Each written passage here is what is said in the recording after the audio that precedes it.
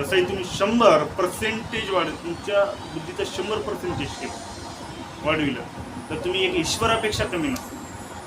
एक ईश्वर जे जे आपल्या जीवनामध्ये करू शकतो ते तुम्ही तुमच्या जीवनामध्ये करू शकता. एक ईश्वरी शक्ती तुम्हाला प्राप्त होती जेव्हा तुम्ही तुमच्या बुद्धीचा 100% इस्तेमाल करायला, यूज करायला. पण एक साधारण माणूस फक्त आपल्या बुद्धीचा 10% यूज करतो. सायंटिस्ट असेल तर लय झालं 15% यूज करतो. त्याच्या पुढे हे यूज करू शकत नाही. त्याच्या पुढे जर यूज करायचं असेल तर तुम्हाला मंत्राचं मार्गदर्शन घेऊन मंत्रशक्तीला समजून आपल्या बुद्धीचा विकास करावा लागतो. ठीक आहे. मनोज, काय नाव तुमचं? मनोज पाटील.